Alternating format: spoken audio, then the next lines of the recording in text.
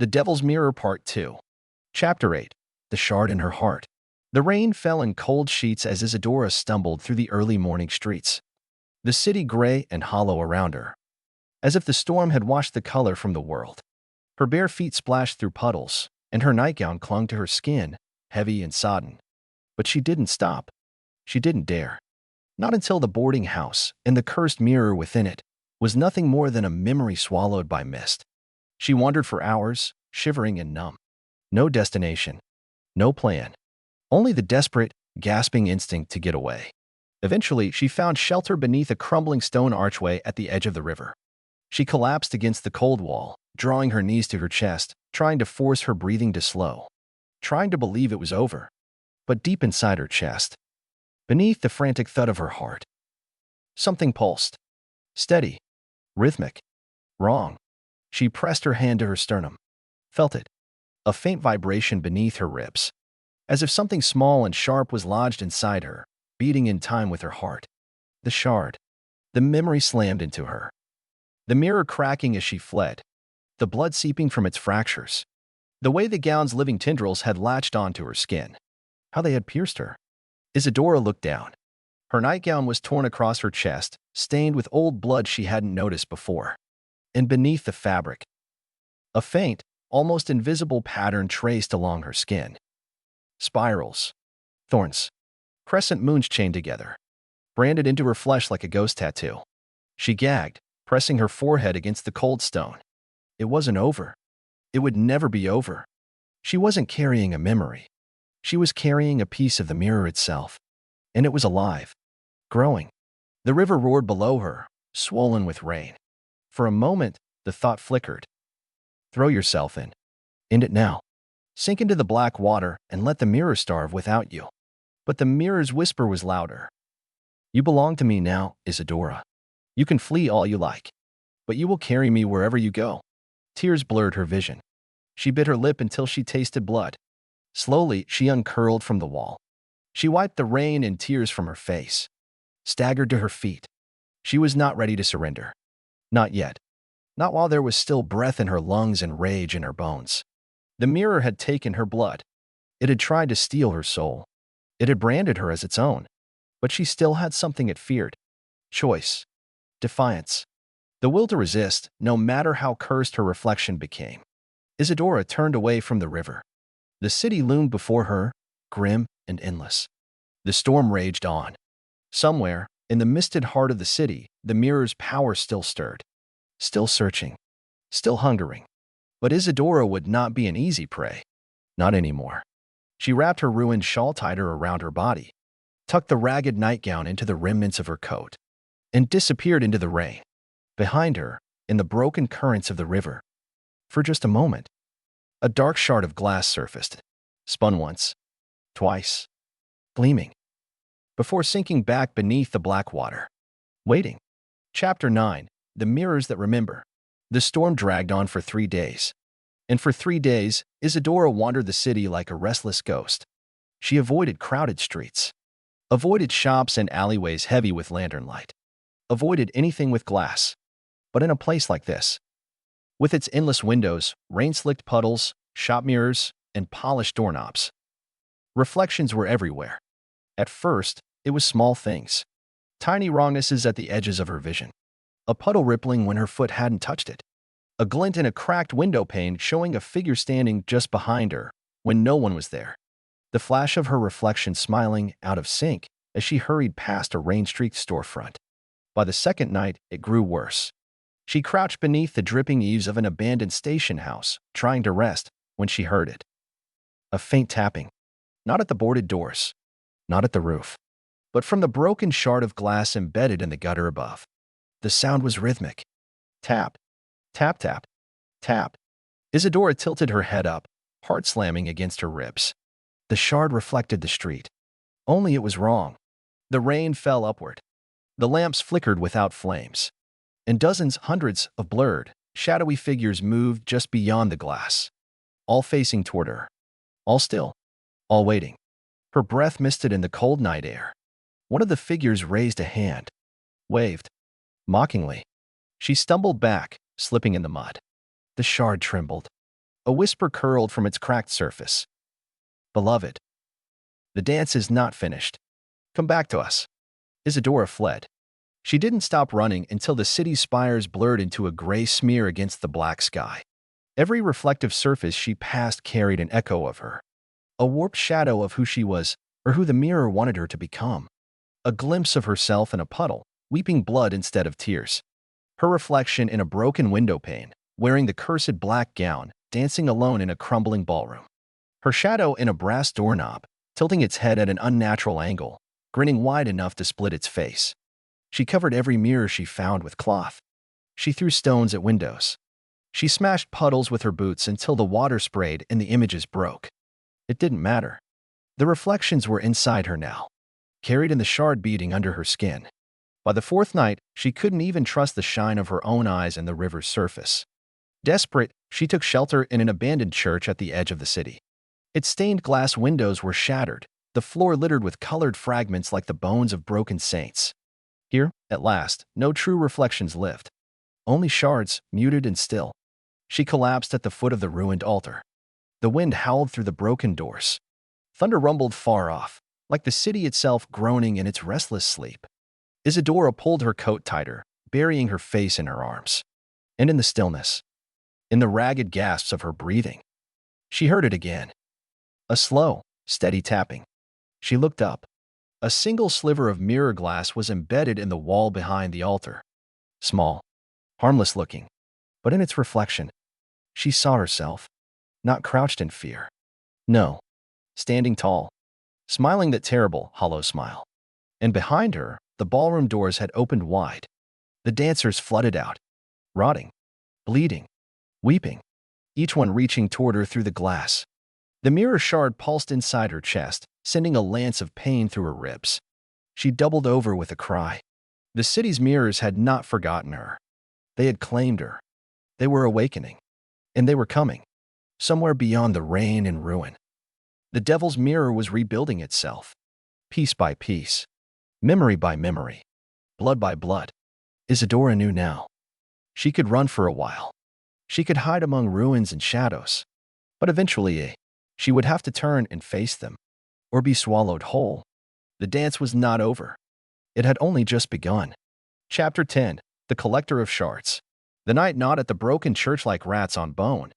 Isadora huddled beneath the ruined altar, arms wrapped tightly around herself, as the storm outside clawed at the shattered walls. She hadn't slept. She dared not.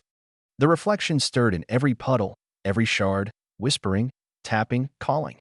Sometime past midnight, when the storm quieted to a thin whimper of rain, she heard another sound. Footsteps. Soft, deliberate. Approaching across the broken marble tiles. She stiffened, every muscle coiled for flight. But something in the rhythm of the steps, something slow, patient, measured, made her hesitate. A figure emerged from the darkness. A tall man in a long coat, patched and faded, stitched together with threads the color of dried blood. He wore gloves too worn to be called black anymore. His face was obscured by the shadow of a wide-brimmed hat. Only the glint of his eyes caught the faint, broken light. He stopped a few feet away from her, studied her in silence. When he spoke, his voice was rough and quiet, like wind scraping across old stones. "You're carrying it." Not a question. A certainty. Isadora struggled to her feet, retreating a step. "Who are you?" she demanded, though her voice shook with exhaustion. The man tipped his hat slightly, a mocking gesture somewhere between a bow and a warning. "A friend, if you have the stomach for it." He reached into the folds of his coat and withdrew something. It glinted in the darkness. A shard of mirror glass. Cracked. Bloodstained. Still trembling faintly in his gloved hand. Isadora recoiled instinctively. He chuckled low in his throat. "Don't worry. This one's dead." He tucked the shard away and stepped closer, his boots crunching on broken glass.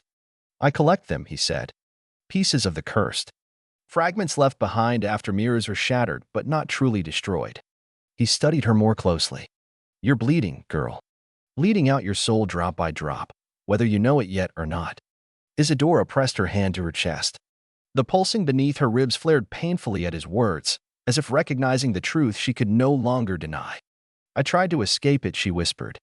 The man shook his head slowly. "You don't escape it. Not once you've touched the devil's glass. It's inside you now, breathing. He crouched in front of her, his eyes sharp and pitiless. But there's a way. Hope flickered and died in her chest almost in the same breath. She knew better now. There were no clean bargains in this cursed city. Still, she rasped, how? The collector smiled thinly. You gather the pieces. You steal back the shards before they can rebuild. You starve the mirror's heart until it collapses in on itself. He leaned closer. His breath smelled of ashes and iron. But it costs. Everything costs, Isadora said bitterly.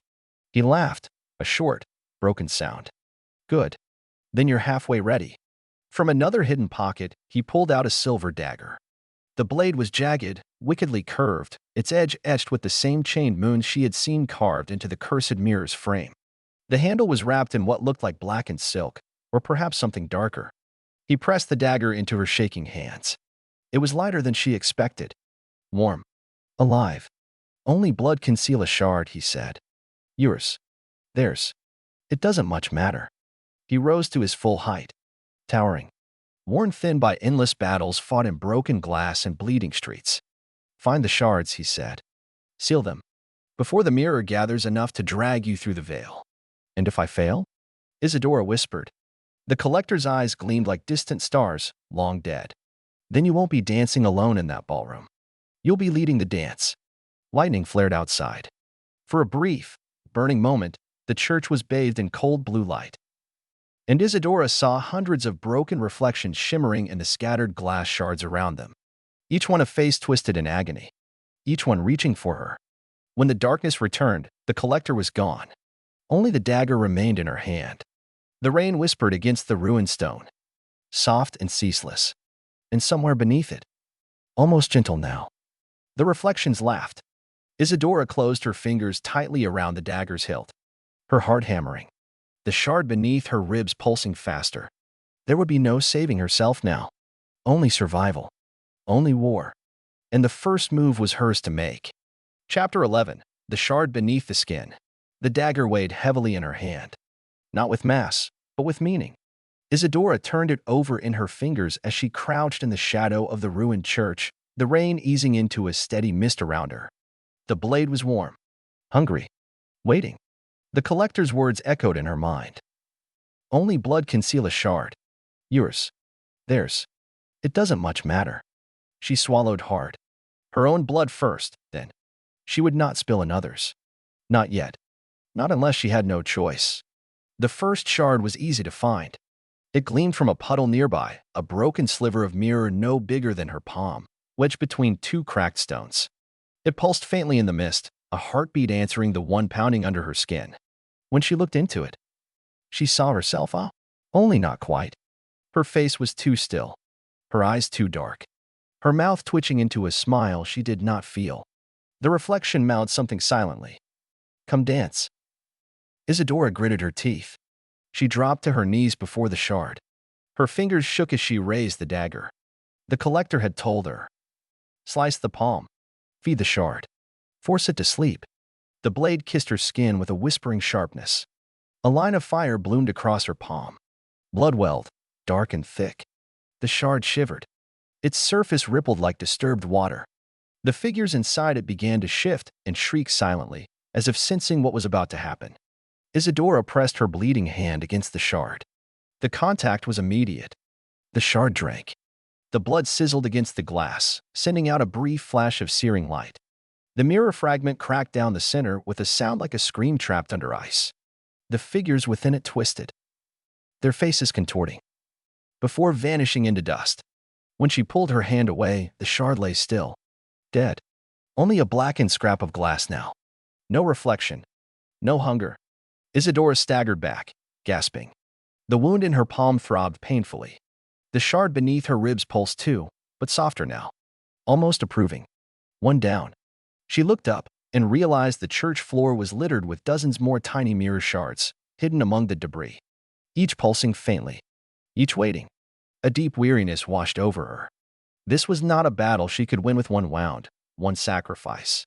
It would take everything she had, piece by piece, drop by drop, until there was nothing left of her but blood, ash, and stubborn defiance.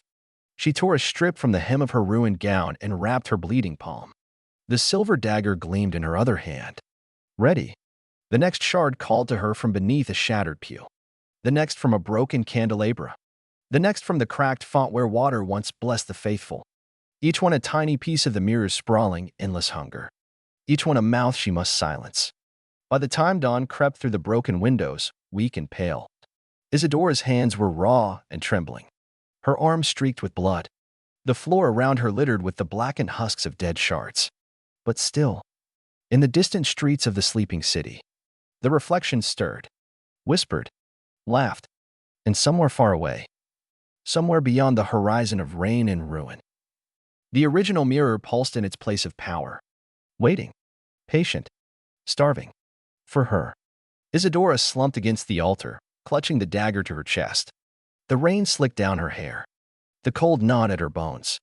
But she was still alive, still fighting, still hers. For now.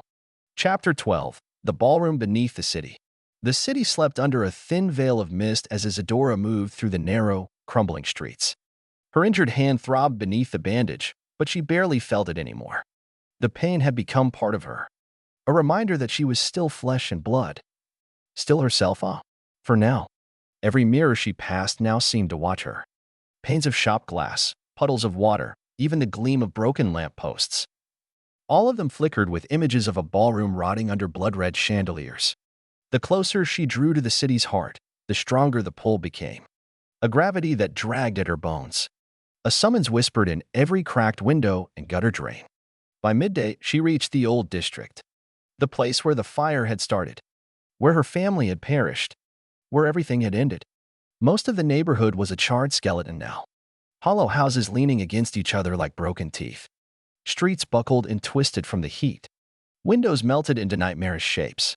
It was here, standing among the bones of her past, that she found the entrance. A broken sewer grate, half concealed by ash and debris. Beneath it, a stairway spiraled downward into blackness. The air that rose from it was cold and wet and smelled of dust, iron, and old roses. Isadora hesitated only a moment. Then she gripped the silver dagger tighter and descended. The steps spiraled down endlessly, each one slick with damp moss. The walls narrowed, pressing close around her. The deeper she went, the louder the whispers became. Not in her ears, in her blood. The shard beneath her skin burned hotter with every step. It was leading her, or dragging her. She could no longer tell the difference. Finally, the stairway ended, and Isadora stepped into a cavernous space she could barely comprehend. A ballroom, buried beneath the city. It stretched impossibly wide, the ceiling lost in shadows. The floor was made of cracked marble, veins of black rot seeping through the white stone. The chandeliers overhead still swung gently on broken chains, though no wind stirred. Crumbling balconies lined the walls, from which shattered mirrors gazed down like blind, bleeding eyes. And in the center of it all, the heart. The devil's mirror. No longer cracked. No longer fractured. But towering, whole, alive. The mirror's frame had grown monstrous. Twisted black vines thicker than tree trunks. Faces trapped in the bark, their mouths stretched in endless, silent screams. The chain crescent moons above the frame dripping something thicker than water. The surface of the mirror rippled like a living wound. It reflected nothing of the room around it. Only the grand, cursed ballroom at the height of its wicked glory, and hundreds of figures twirling endlessly across the floor. Isadora recognized some of them. The woman from the boarding house. The old vendor who had given her apples as a child. A boy she had once kissed behind the cathedral ruins. All of them now dancers. All of them trapped, twisting, bleeding, smiling. At the center of the dance, standing utterly still, was herself. Or rather, the thing wearing her face. The hollow bride.